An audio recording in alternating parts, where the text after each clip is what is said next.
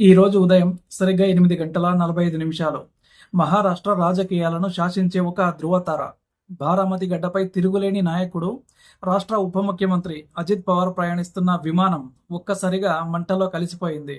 నిన్నటి వరకు అధికారం, వ్యూహాలు, రాజకీయ చదరంగంతో బిజీగా ఉన్న ఆ మనిషి ఇప్పుడు కేవలం ఒక వార్తగా మిగిలిపోయారు. అసలు ఆకాశంలో ఏం జరిగింది? అది కేవలం వాతావరణం సృష్టించిన విపత్తా, లేక పక్కాగా అమలు చేసిన కుట్రనా? ఈ ప్రమాదం వెనుక ఎవరికీ తెలియని రహస్యాలేంటి? మహారాష్ట్ర రాజకీయ చరిత్రలో ఇదొక బ్లాక్ డేగా చెప్పొచ్చు. ముంబై నుంచి తన సొంత నియోజకవర్గం బారామతికి బయలుదేరిన అజిత్ పవార్ తన గమ్యాన్ని చేరుకోవడానికి కేవలం కొన్ని అడుగుల దూరంలో ఉండగా మృత్యువు కౌగిలిలోకి వెళ్ళిపోయారు. ఆయన ప్రయాణిస్తున్న లియర్ జెట్ 45 విమానం రన్వేకు చేరువలో ఉండగా కుప్పకూలిపోయింది. ప్రత్యక్ష సాక్షులు చెప్తున్న మాటలు వింటే ఒళ్ళు గగురు పొడుస్తుంది.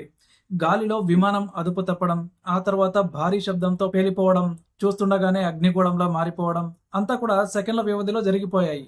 ఈ ప్రమాదంపై ఇప్పుడు దేశవ్యాప్తంగా చర్చ నడుస్తోంది. దీనికి ప్రధాన కారణం విజిబిలిటీ అని ప్రాథమిక నివేదికలు చెప్తూ ఉన్నాయి. అంటే దట్టమైన పొగమంచు వల్ల పైలట్లు రన్వేను సరిగ్గా చూడలేకపోయారని, అలాగే రెండోసారి ల్యాండింగ్ ప్రయత్నం చేస్తున్నప్పుడు విమానం అదుపు తప్పిందని అధికారిక వర్గాలు చెప్తూ ఉన్నాయి. కానీ ఒక హై ప్రొఫైల్ విఐపి ప్రయాణిస్తున్న విమానంలో భద్రతా ప్రమాణాలు ఎందుకు విఫలమయ్యాయి?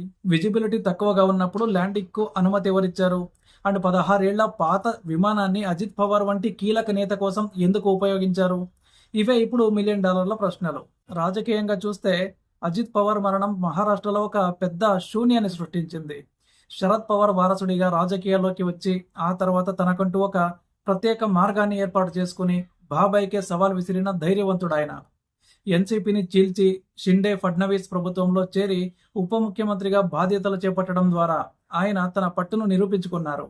రాబోయే ఎన్నికల కోసం బారామతిలో ప్రచారం చేయడానికి వెళ్తున్న సమయంలో ఈ విషాదం చోటు చేసుకోవడం వెనుక ఏదైనా రాజకీయం ఉందా అని సామాన్యులు కూడా అనుమానిస్తూ ఉన్నారు.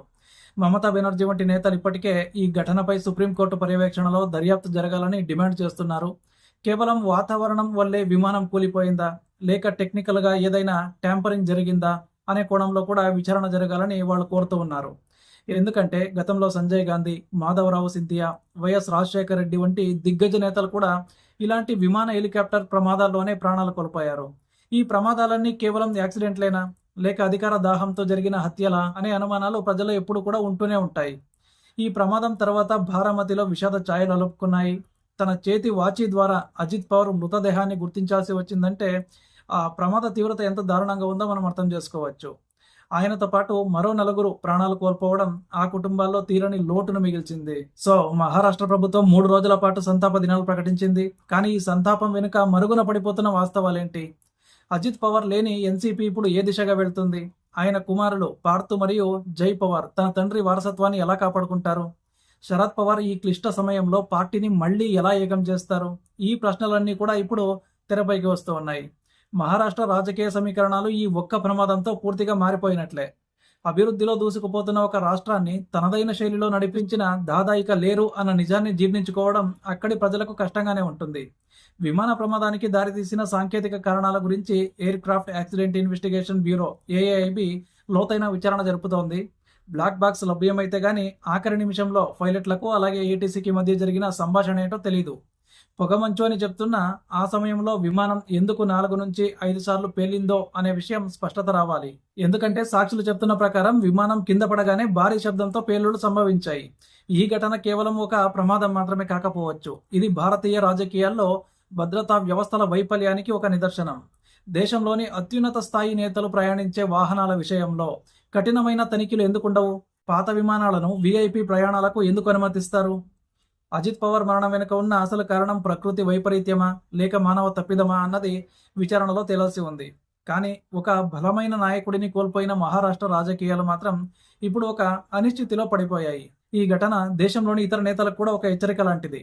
భద్రత విషయంలో చిన్నపాటి నిర్లక్ష్యం కూడా ఎంతటి భారీ మూల్యాన్ని చెల్లించుకోవాలో ఈ ప్రమాదం చూపిస్తోంది. ఇక ఈ ఇన్వెస్టిగేషన్ ముగిసే వరకు మనం కూడా ఒక నిర్ణయానికి రాలేం. కానీ ఒక విషయం మాత్రం స్పష్టం.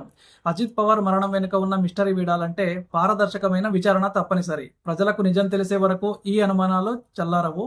మరి అజిత్ పవార్ మరణం తర్వాత మహారాష్ట్రలో అధికారం ఎవరి చేతిలోకి వెళ్తుంది? ఈ ప్రమాదం వెనుక ఇంకా ఏదైనా కుట్ర ఉందని మీరు భావిస్తున్నారా? మీ అభిప్రాయాలను కామెంట్ చేయండి. అలాగే మన ఛానల్ను సబ్స్క్రైబ్ చేసుకోండి.